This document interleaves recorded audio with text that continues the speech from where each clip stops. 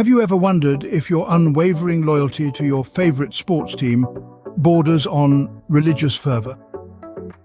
Sports fandom, in its most intense form, can mirror elements of religious worship. It's not just about watching a game, it's about living and breathing every moment, sharing in the highs and lows, and celebrating the triumphs as if they were your own. For some, devotion to a sports team goes beyond mere appreciation, morphing into something akin to idol worship. Game day rituals, team-themed attire, and the emotional roller coaster of a sports season can all be likened to the practices observed in religion. More than just spectators, these fans are participants in a cultural phenomenon, their passion fueled by the prowess of athletes who become larger-than-life figures. But what happens when this admiration crosses the line into idolatry? Let's explore how this idolatry manifests in the world of sports. Rituals abound in the world of sports, from face painting to tailgating, but how does this compare to religious worship? Just as religious devotees have their prayers, chants, and holy days, sports fans too have their game day routines, team chants, and season calendars.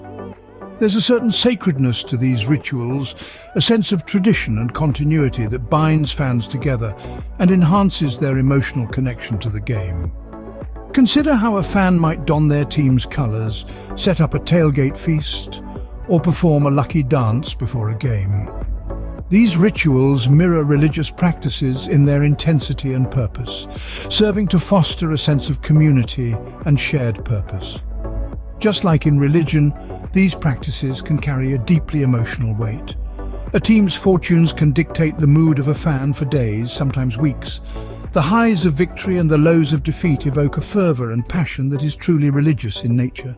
So it seems sports rituals are not unlike religious ceremonies, but what about the athletes themselves? From posters on bedroom walls to social media followings, sports stars enjoy an almost godlike status. But should they? The veneration of athletes, much like the reverence of religious idols, often ventures into territories that blur the line between admiration and worship. This phenomenon isn't new, and it isn't confined to any one part of the world. It's a global practice, a universal testament to the power of sports and the impact of athletes. Athletes are lauded for their physical prowess, their on-field heroics, and their seemingly superhuman capabilities. They are, in many ways, modern-day gladiators, battling it out in the arena, while spectators watch with bated breath. Their triumphs become our triumphs, their losses our losses.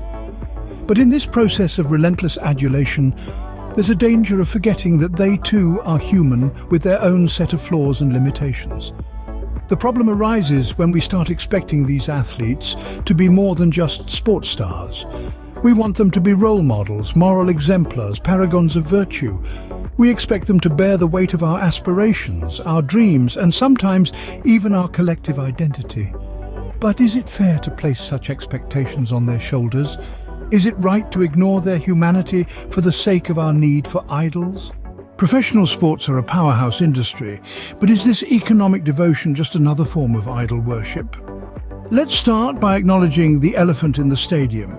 Professional sports are a gigantic business. We're talking about billions of dollars circulating annually in merchandise, tickets, and media rights. Fans don't just cheer for their teams, they buy into them, literally. The financial devotion shown by fans highlights just how deep the roots of sports run in our society. They're not just games, they're cultural phenomena. They influence fashion trends, shape social conversations, and even sway city landscapes with grand stadiums and sports complexes. But when we examine this economic powerhouse, we also see hints of idolatry. Just as religious idols were offered gifts and sacrifices in ancient times, today's sports idols are showered with lucrative contracts and extravagant lifestyles. There's a sense of misplaced trust, a practice of placing the transient and materialistic on a pedestal. This is not to say that sports are inherently harmful. Quite the contrary. Sports can bring people together, foster community spirit, and provide a shared language across diverse social strata. However, like any form of worship, it's important to maintain perspective. When sports become more about profit than people, when the well-being of communities or individuals is compromised for the sake of the game, that's when we veer into the territory of idol worship. While the economic and social influence of sports is undeniable, it's the sense of community that really draws parallels with religion. For many, the love of a sports team is a family tradition. But is this sense of identity and community akin to religious affiliation? It's an interesting comparison to make, isn't it? For countless people around the world, the sports team they support forms a significant part of who they are. This loyalty, often passed down from generation to generation, creates a profound sense of identity and belonging. Just as religious communities are bound by shared beliefs and practices, sports fans are united by their collective passion, their shared highs and lows, and their unwavering loyalty to their chosen team. The camaraderie, the rituals, the shared language, all of these elements foster a sense of community that can feel as profound and binding as any religious congregation. The parallels are fascinating, aren't they? From identity formation to ethical dilemmas, the world of sports fandom certainly has its parallels with religious worship. The world of sports isn't all glory and triumph, it comes with its share of moral dilemmas. Are fans turning a blind eye to these in their idol worship? Let's delve into this. In the realm of sports, we often grapple with ethical issues, such as doping, corruption, and exploitation. These are serious problems that tarnish the integrity of the game. Yet, an intense loyalty towards teams may lead us to overlook or even excuse such unethical behaviors. This smacks of a familiar criticism leveled against idolatry in religious texts, which warns of followers being led astray from ethical and moral rectitude. The parallels are hard to ignore.